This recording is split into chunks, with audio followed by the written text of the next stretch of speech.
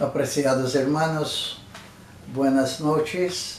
En este momento, aquí está su pastor Daniel Paixão y es un placer estar con ustedes en esta noche cuando estamos haciendo por lo menos 3 o 4 cosas. Primero, trabajando con la palabra de Dios para la orientación espiritual. Segundo, para alabanzas. Y tercero, para orar unos por los otros. Y esta noche debemos orar por varias personas que están enfermas y queremos pedir la bendición del Señor con ellas. Y especialmente deseo que oremos por Enrique Rondón, que oremos por Esther Rocha, que oremos por los hermanos Fagundes, Pedro y Carmen, y que oremos también por Claudio Fernández. Vamos a orar por estos hermanos, y ciertamente hay otros que están necesitando de nuestra oración igualmente.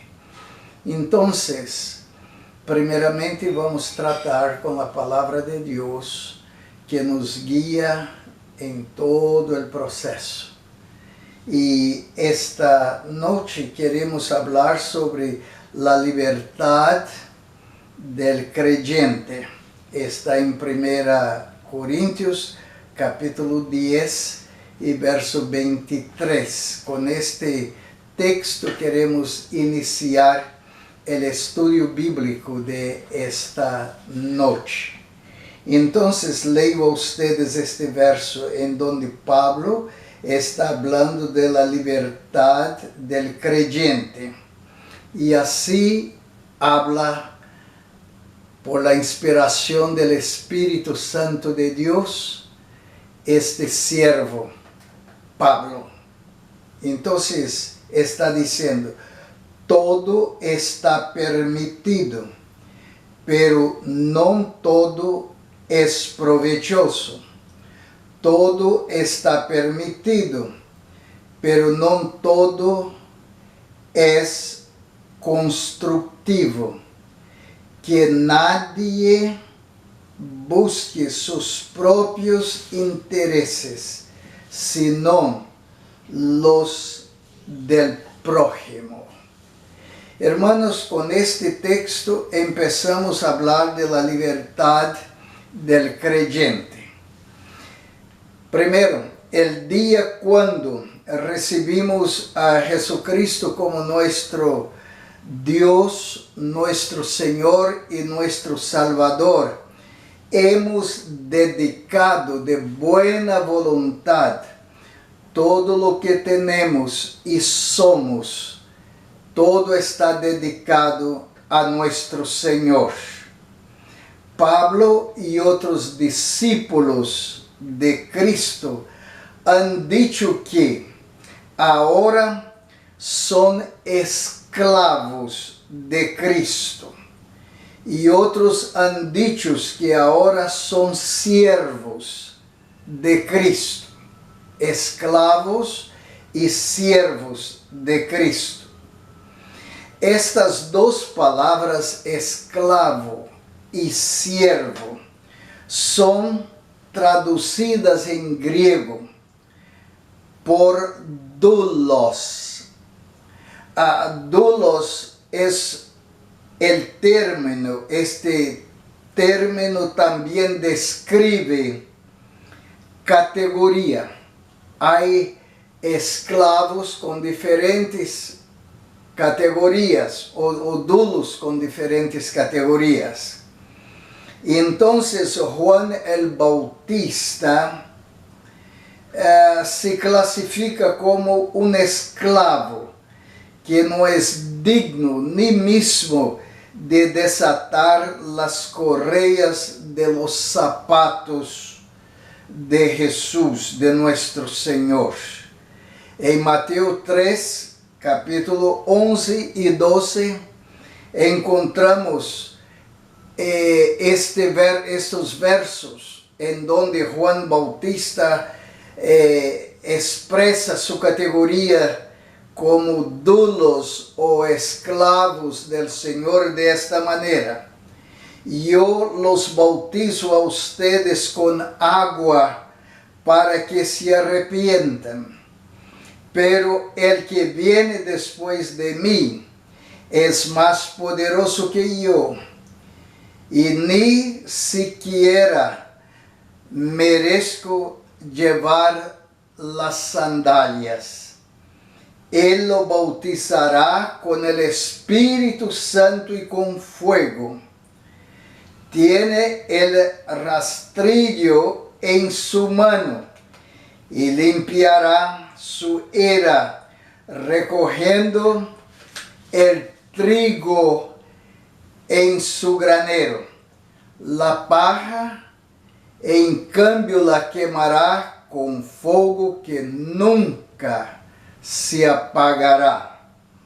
Entonces, en esta descripción, nuestro apreciado hermano Juan el Bautista está se poniendo en una categoría de dulos o esclavos del Señor. La cuestión de que Juan habla es que mismo el esclavo que tiene la responsabilidad de desatar las correas de las sandalias del maestro, hay que ser un esclavo de mucha confianza del Señor, porque esta persona podía traer un cuchillo en la pierna o cualquier cosa, y mientras bajaba para desatar las correas de las sandalias, podía acuchillar el Señor. Y entonces era necesario una persona de mucha confianza. Un otro esclavo que tenía mucha confianza era el que tenía que probar la comida de su Señor, y también lo que el Señor iba a beber, para que no estuviera envenenada la comida o la bebida. Y Juan está diciendo: yo no soy digno de hacer estas cosas. Entonces, el siervo o el esclavo experimenta en Cristo una libertad para vivir por Cristo y como Cristo. La libertad en Jesucristo es para vivir. Tenemos el derecho de ir y de venir y encontrar pasto. Es lo que el Señor nos habla aquí en el Evangelio de Juan, capítulo 10 y verso 9. Vamos a leer este verso. Y está diciendo la palabra de Dios así. Es Jesús: yo soy la puerta. El que entre por esta puerta, que soy yo, será salvo. Se moverá con entera libertad y hallará pasto. Evangelio de Juan, capítulo 10, verso 9. El siervo está protegido, como también todo que le pertenece. El redil en donde está cercado con una tremenda protección, y el que pertenece a Cristo está seguro. Hermanos, nosotros en Cristo estamos seguros para el tiempo ahora y también para la eternidad.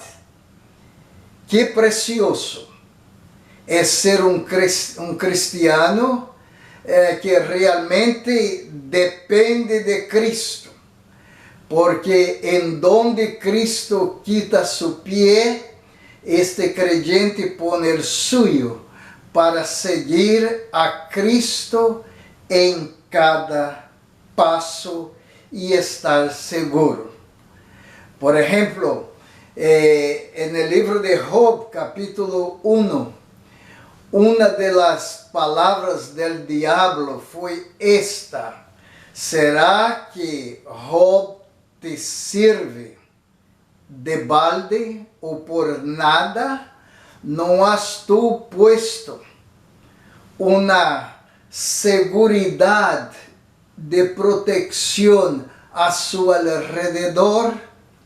Entonces, hermanos, el diablo está siempre buscando acusar a nosotros en nuestra relación con nuestro Dios.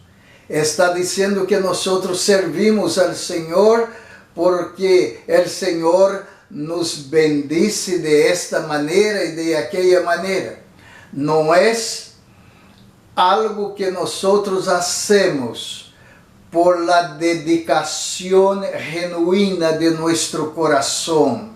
Esta es la acusación. Y el Señor enseña al diablo que Job le sirve de todo su corazón sin estos intereses materiales. Hay muchas personas que sirven al Señor en cambio de alguna cosa, sea la salud física, sea los bienes que reciben, son los carros que manejan, es la salud que uno tiene. Está siempre cambiando cosas con Dios. Yo diría a ustedes que debemos servir al Señor de todo nuestro corazón, no porque vamos a recibir esto o el otro. Entonces, en Cristo estamos seguros. El siervo está protegido como también todo lo que le pertenece. Entonces, en este redil de Cristo estamos realmente seguros. Número 2, libertad para entender y aceptar las cosas que son del reino de Dios. Cuando el creyente llega a este nivel de vida y de comprensión del Evangelio, sabemos hacer las escojas perfectas, correctas. Y entonces todo está permitido, como dijo Pablo en este verso, todo está permitido, pero no todo es provechoso. Sabemos hacer la escoja exactamente de lo que es provechoso para el reino de nuestro Dios. Y adelante nos enseña la palabra que cuando estamos en este nivel, estamos alcanzando la madurez en la vida cristiana.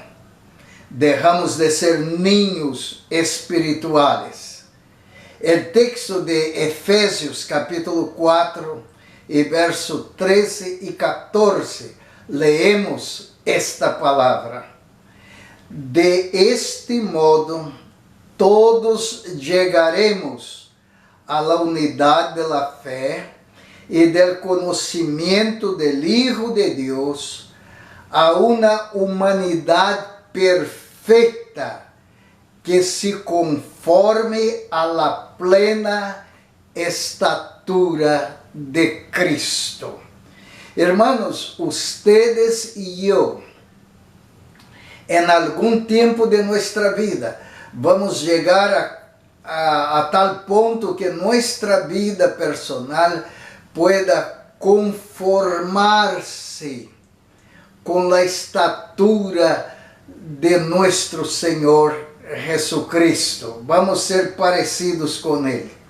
Y está diciendo, así cuando llegamos ahí, não seremos mais ninhos, zarandeados por las olas y llevados de aquí para allá por todo viento de enseñanza y por la astucia y los artificios de quien emplea.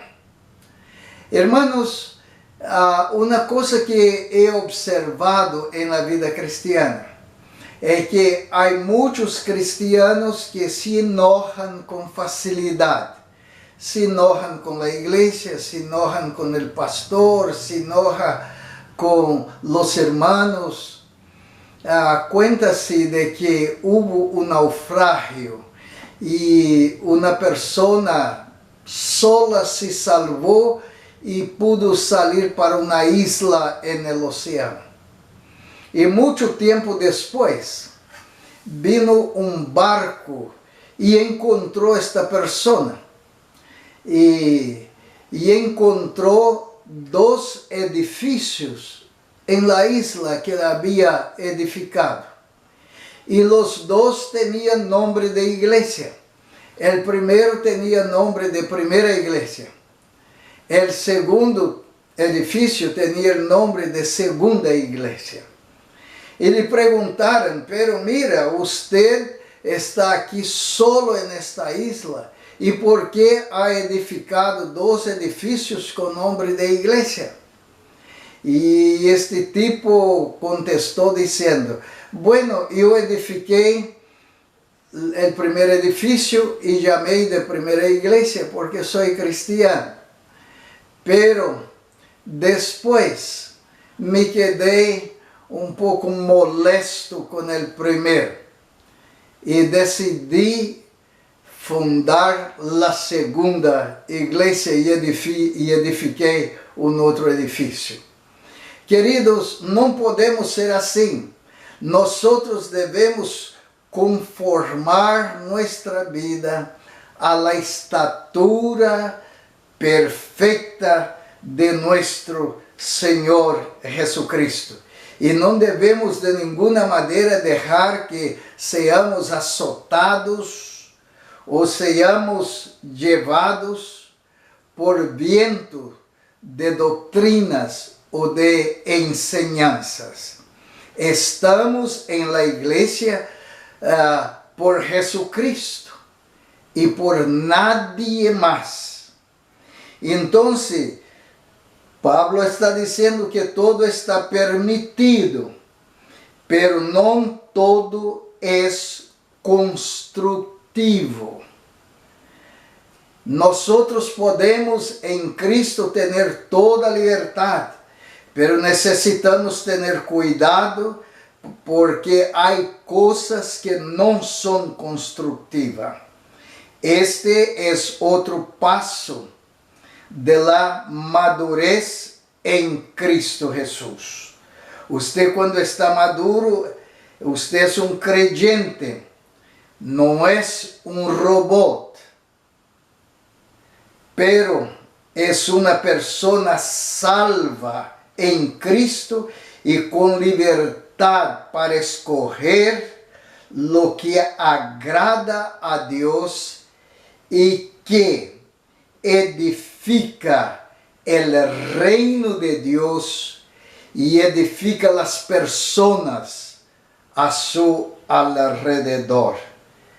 Que nadie, está diciendo Pablo, que nadie busque sus propios intereses, sino los que son también de su prójimo. Esto es algo extraordinario, fantástico. Esto indica nuestra madurez en Cristo Jesús. Cuando somos maduros en Cristo, queremos edificar el reino de Dios y edificar las personas. Entonces, el siervo, o sea, el esclavo, el doulos del Señor. Esta persona va crescendo para ser semejante a su Señor. En esta etapa vamos caminando en dirección a la meta que está propuesta. Aqui em Filipenses capítulo 2 e verso 3 e verso 14. Pablo está dizendo estas palavras: eu não estou em la posição de juzgar a mim mesmo para dizer que he alcançado todo. Pero ele dijo, pero una cosa yo hago, es que olvidando lo que queda atrás, yo extiendo para las cosas que están adelante de mí, y de esta manera y de buena voluntad, yo prosigo para la meta, para alcanzar el blanco, que es Cristo Jesús, Señor nuestro. Y ahora, hermanos, entonces el deseo de este cristiano, que tiene toda la libertad de servir a Cristo como desea. Esta es la meta, ser semejante a su Señor. La meta es establecida por el Maestro. Esta es la expectativa de Dios en Cristo Jesús. Este es el trabajo del Espíritu Santo en cada uno de nosotros. Filipenses capítulo 1 y verso 6 está diciendo que el Espíritu Santo perfeccionará cada uno de nosotros. Su ministerio es perfeccionar a nosotros, y nuestra esperanza es ser perfeccionados para la gloria de nuestro Dios. En este momento les invito para orar, y después ustedes van a seguir orando en su hogar. Pero vamos a orar unos por los otros. Las personas que están al alcance de este programa de internet, queremos abrazarles con el corazón de Cristo y desear que ustedes sigan adelante para obedecer a Cristo. Vamos a orar. Padre nuestro, en este momento, Señor, con toda la libertad que tú nos das en Cristo Jesús, queremos te servir con un corazón voluntario. Gracias, Señor, por este momento, y ahora te pido tu bendición sobre cada hogar que pertenece a la Iglesia Pivo. Y también, Señor, te pido por los enfermos, los que hemos mencionado al principio de este programa. Y pedimos, Señor, que sean bendecidos. Gracias, Señor, por todo. En Cristo Jesús, tu Hijo amado, oramos. Y a Dios sea la gloria. Amén.